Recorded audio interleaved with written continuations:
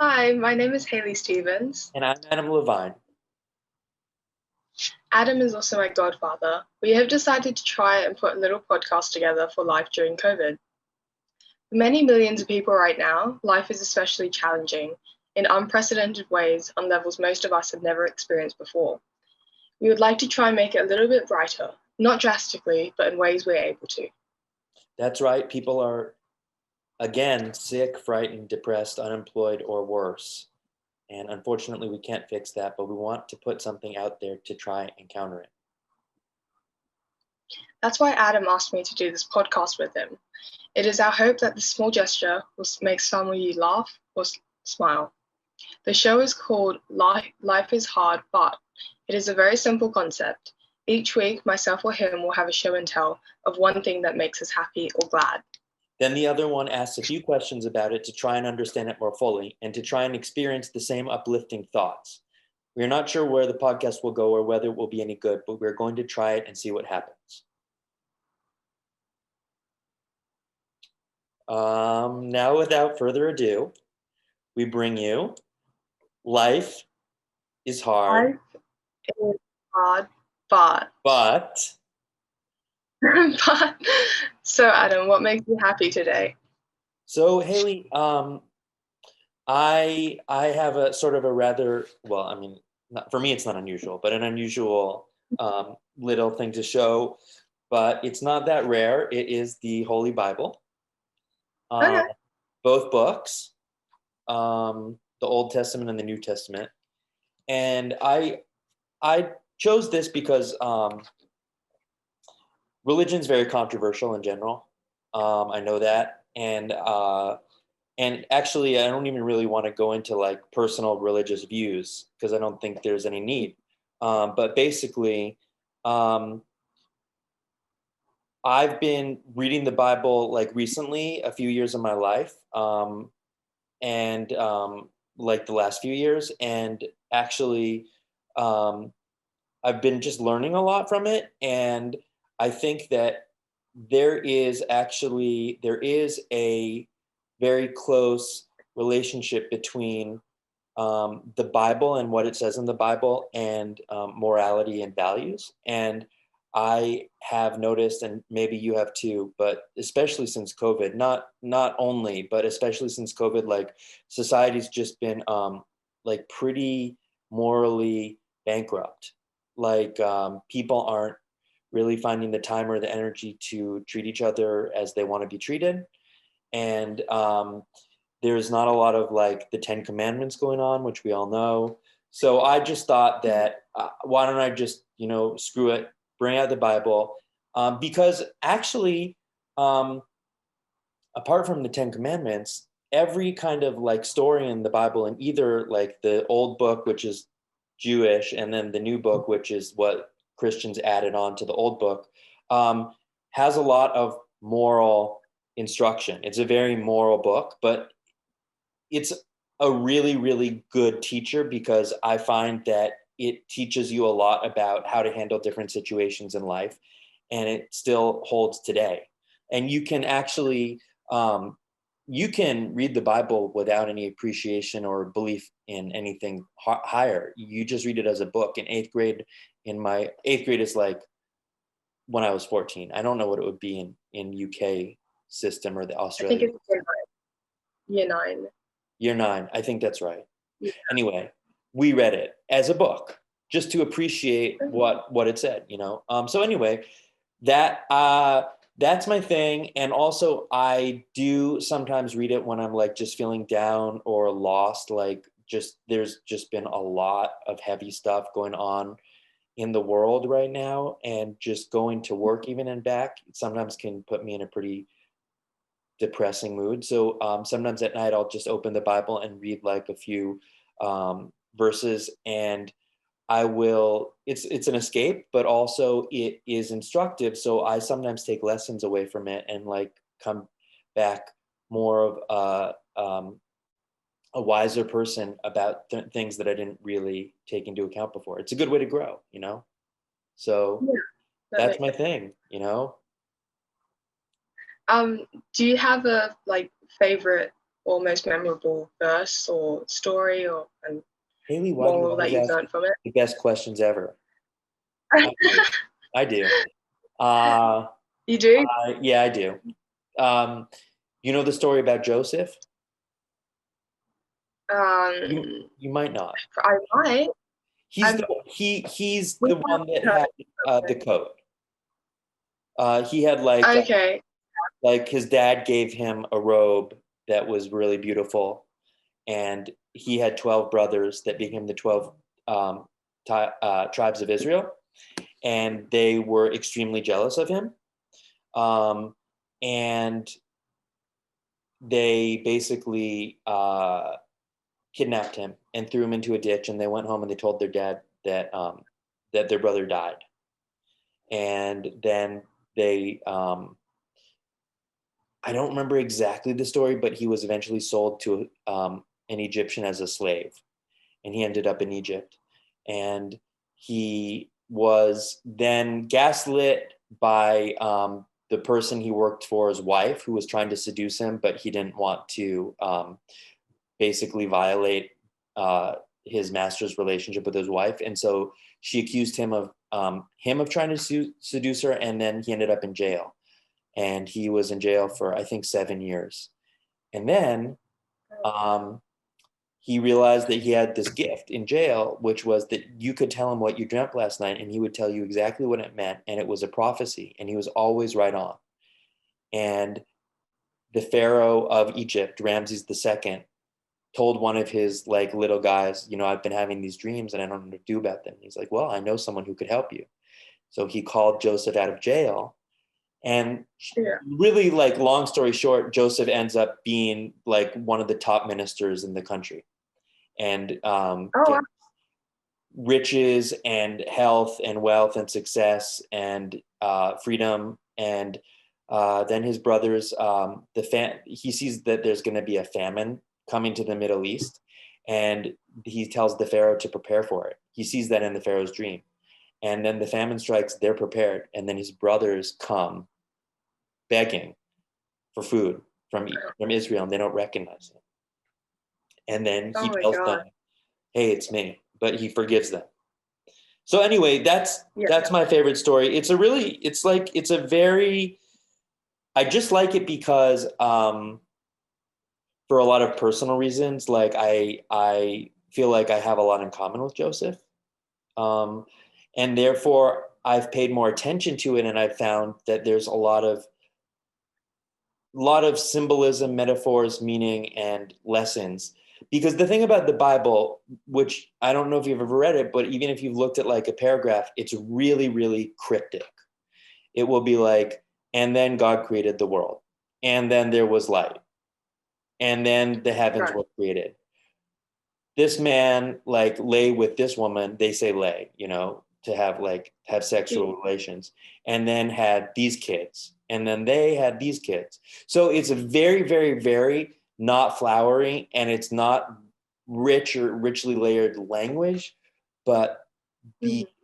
meaning behind the words is like argued by scholars over the centuries, because there's so much insight into every single sentence that the implications of them sometimes causes whole new religions. Do you know what I mean? Yeah. So, Yeah. so yeah, I like Joseph, but the thing is that what I'm trying to do, Haley, is also just like I am now reading. I've read the Old and the New Testament like a little bit at night for a few years before bed, and I'm trying to familiarize myself with it. So I'm on the second time, because every time you read it, it's like it would be like if you read the encyclopedia. Like, you're not going to remember it, and Yeah. you're not going to get the most out of it. So I'm trying to like collect more information, because there's a lot of stories that aren't in the main books. There's a lot of stories that are like very commonly known, like the story about Jonah and the whale, or the story of Purim about Queen Esther, which I don't know if you know that. But my point is that these stories have their own books that aren't actually in the main books.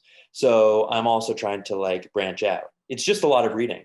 It's like there's a lot Yeah. packed there. Like, yeah. So I Um, mean, yeah, so Joseph, Do you but have, oh, I was just going to say, do no, you have a story that you find like more difficult to grasp the meaning or like hidden message behind, or yeah, are they fairly straightforward?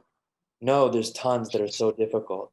And I will ask people or I'll Google them. Or sometimes I'll just be like, there's nothing here. Like, this is just like the birth line. Good night, you know? Yeah, But there's yeah. some really, really, really subtle messages there. Um, Here's an example, like off the top of my head. So there's another one of these books that's really famous, like popular culture or among religious people, but isn't one of the main books of the Old Testament and the New Testament. Is called the Book of Job. And Job basically was this guy who feared God and loved God. I think this is from the Old Testament. It is, but not the one of the books, but from the times before Christ. And basically, Job had every horrible thing that could possibly happen to a person happen to him. And like his kids all died. He got sick. He went bankrupt. Like there was a famine. His livestock got sick. There were storms. Like you can't imagine. It was like the Yeah, worst coincidences, you know. But Job didn't lose his faith. He didn't ever doubt that God existed and that God was good. And as a result, this is sort of like the Joseph lesson. He was rewarded eventually with twice the amount of everything. But okay. in the description, they say they didn't say only, but he was given the same amount of kids as he had lost. And that's a very subtle distinction. Do you know Mm, why that might be, that they doubled everything but only gave him back the same amount of kids? Um, I don't know, he can't bring life into the world anymore or something, or I'm You're not sure. actually, well, you're close. It's the opposite. It's that when his first kids died, God didn't consider that as them being gone. Basically, that their souls lived on. So Yeah, they were still there even though they were gone from the earth. So he actually did end up with the double amount of kids. It's just that he didn't lose the first ones. But that is yeah, such a subtle point, and it's not made explicit. Um, but it's things like that you get when you read the really ones where you're like, I don't see what the lesson is. And especially in the New Testament, like there's a lot of Jesus parables that you'll be like, okay, so so what? You know what I mean? And then you ask yeah, somebody and then they explain it to you, you're like, oh, I feel so stupid. But yeah. Okay. that's why it's so great. It's a puzzle. And the more you understand it, then the more you can understand about life and the world we live in. Truly. Yeah, that sounds really interesting. Yeah. I mean, yeah, I've never really like appreciated appreciated the Bible to that level. Just because I haven't read it. So, um, it's interesting to hear that you read it on a like somewhat daily basis, just Like a few times a for week if I can. yeah. It gives Okay, me so the like need for it because it's dry. You know what I it's mean? dry, but you just sounds like you learn a lot from it. Well, That and sorry, go ahead. yeah, you go. You just made me want to say something, which is that one of the reasons that I wanted to share that as my thing was because I know that there's a lot of controversy with organized religion, and there has been for many centuries.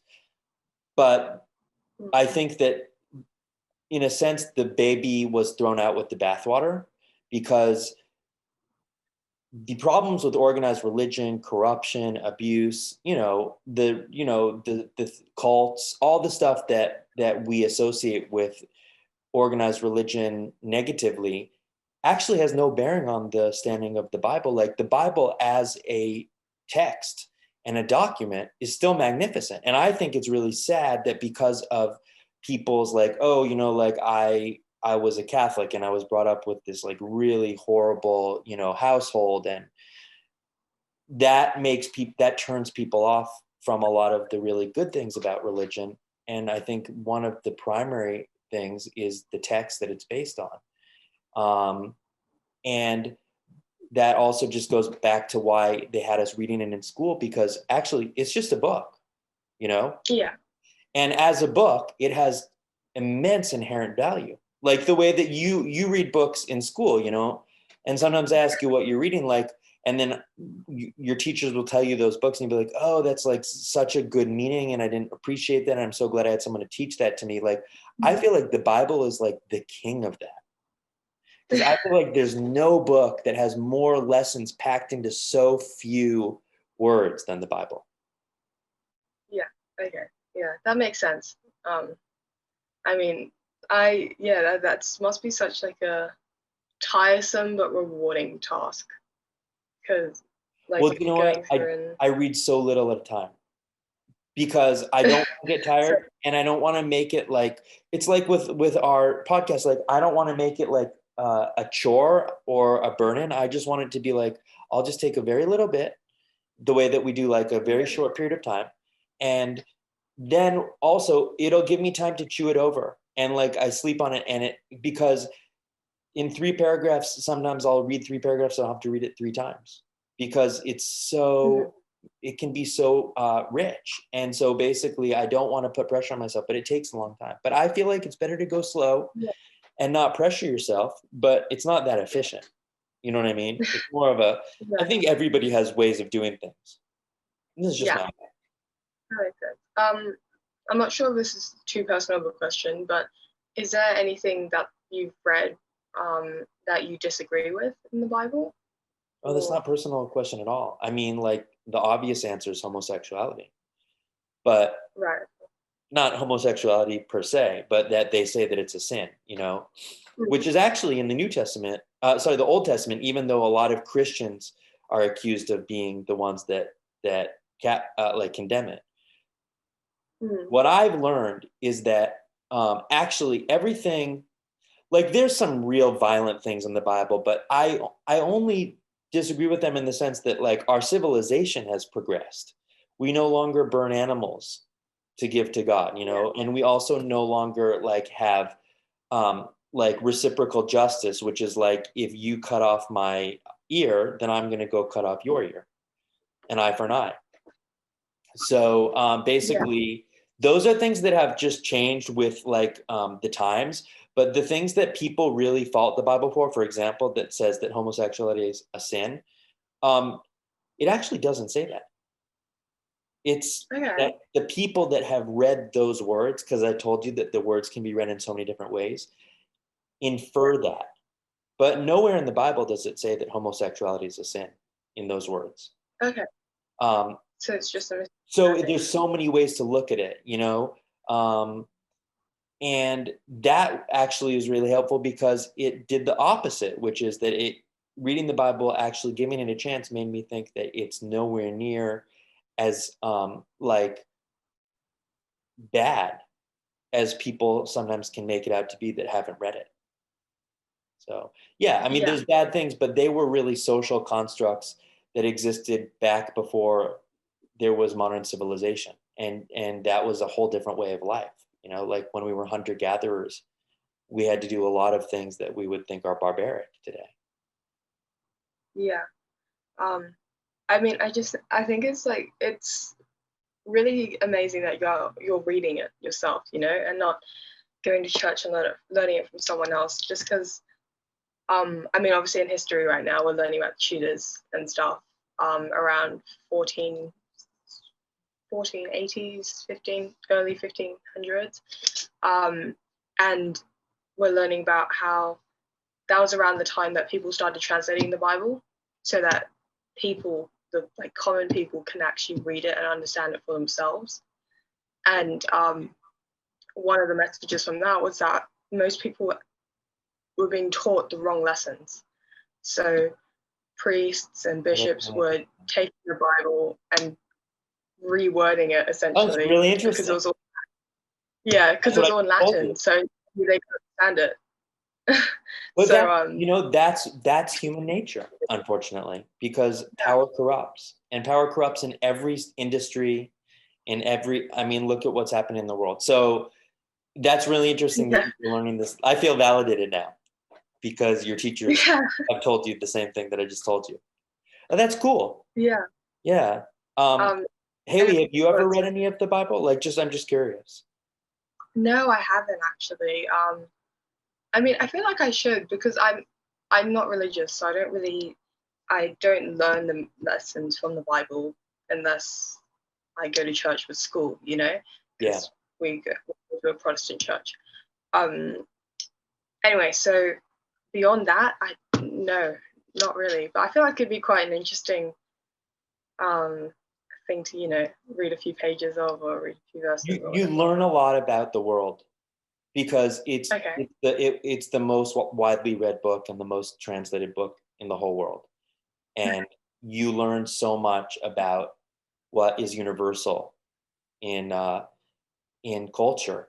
And the main takeaway from the Bible, I think, that people that really relate to the Bible and read the Bible and take it very seriously and try to live by it is morality. And that's what I think, that there could be a few more Bibles these days. There used to be like this policy that any hotel room on earth you would go to would have a Bible in the bedside table. It doesn't happen Oh anymore. wow. I mean, sometimes happens, the odd, maybe a third of hotels, but it doesn't happen anymore because basically religion's just been, it's like it's a blight.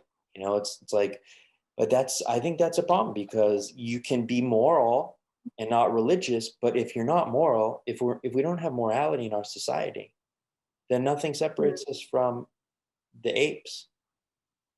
And I see yeah. that happening, and I'm really sad by it. And you know I hope that there's a way that people will just remember to treat other people as they wish to be treated.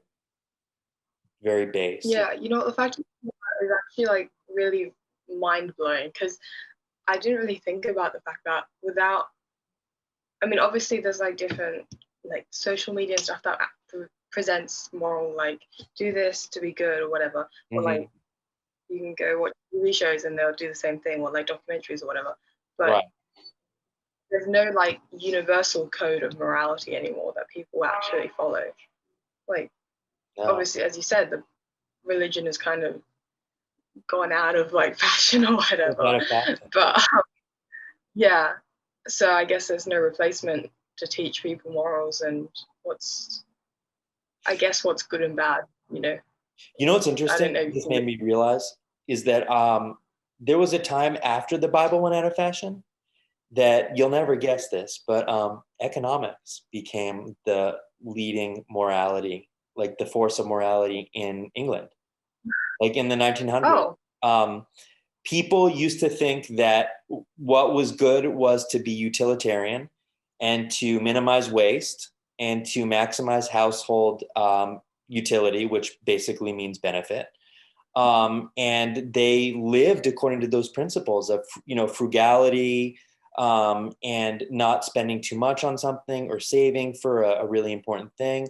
And economics like had a very strong, really, before there were some thought revolutions, which made it a lot more of a complicated study. It had a lot of moral sway over the British, which was, they had a very strong hold on the world for many years. Obviously, doesn't yeah, anymore, but that's interesting. yeah.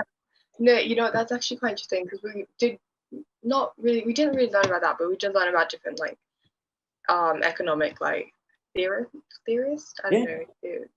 theory. Yeah, And theories, and I think it was John Maynard Keynes who was one of the leading ones in England, I think, at the time. the biggest And one. what was he? I think something about like government intervention in the economy, right? Mm-hmm. And that's just funny because it's all government control nowadays, especially like it's since that point, which is Haley, they um still argue today, right now, in Congress. Today, literally, they're having stimulus talks, and there's people that are Keynesians, and there's people yeah. that are it's another field, but basically anti-Keynesians who say the government Mhm. should step out, or that if the government tried to stimulate. Basically, my point is that what you just learned and what Keynes did is still a humongous topic of debate um, and solution for a lot of short-term drops in output. And a lot of people think it's the moral thing to do. It's really interesting. It's really interesting because, like, who would have thought, like math and science would, dictate like how we treat each other. But of course, leave it to economics. All right, just like it's called like the I forget what it's called, the dismal science, the dismal science, or the abysmal science, the abysmal science. So, yeah, just very weird. Anyway, that's not really related to the Bible, but it is in the sense that it's like that is that shows what we're saying, which is that, like, in the absence of any kind of a moral compass, human society does not do well. Like, human nature by default has incentives to not treat other people well. And that's what I think, but what also elevates us from animals is to rise. I think we're not. So, but sorry, do you mind repeating that? Because I have a feeling the noise just cut out. Oh, sorry. Which part, Haley? Just the last few sentences. The whole thing. I think all I was saying was that without a moral compass to sort of like serve as a scaffold for humans can end up doing some not so nice things. Right.